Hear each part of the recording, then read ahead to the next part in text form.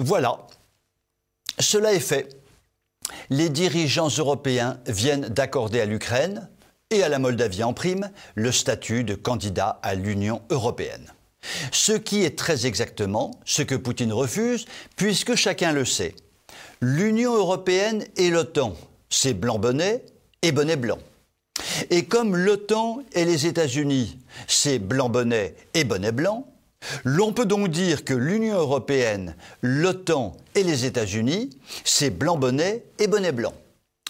Il en résulte qu'intégrer l'Ukraine à tous ces bonnets blancs, cela va transformer ce pays en blanc-bonnet de l'Union européenne, de l'OTAN et des États-Unis.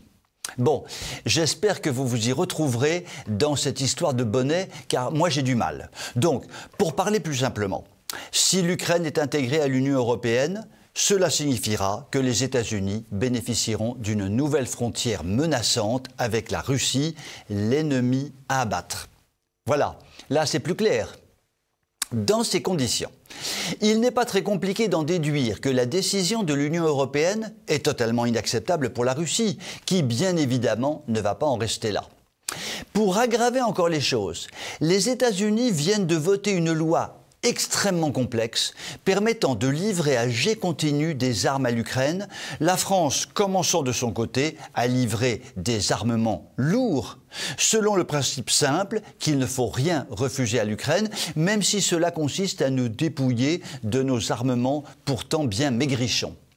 Cerise sur le gâteau, les armes que le monde occidental livre à l'Ukraine sont pour partie détruites par la Russie, et pour partie confisquées par toutes les mafias ukrainiennes qui possèdent tous les circuits possibles et imaginables pour les revendre, pour leur plus grand profit et pour le plus grand profit de toutes les forces qui mènent des guerres acharnées aux États, comme le font par exemple les djihadistes. Eh ben dame, où qu'on va ?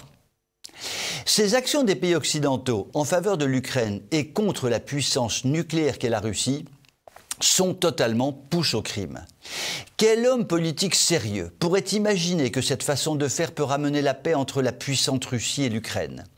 Quel diplomate sérieux pourrait imaginer que l'action des Occidentaux, pilotée par les États-Unis, aboutirait à faire fléchir Vladimir Poutine, qui a démocratiquement pris le pouvoir il y a une vingtaine d'années dans un pays ravagé par les mafias politiques et économiques occidentales et qui a réussi en 20 ans à relever son pays du chaos et de la ruine ? L'aveuglement de l'Occident, qui consiste à prendre, mois après mois, des mesures aggravant la guerre russo-ukrainienne, peut tout simplement nous mener directement vers une guerre de très grande intensité. Je vous souhaite une très bonne soirée.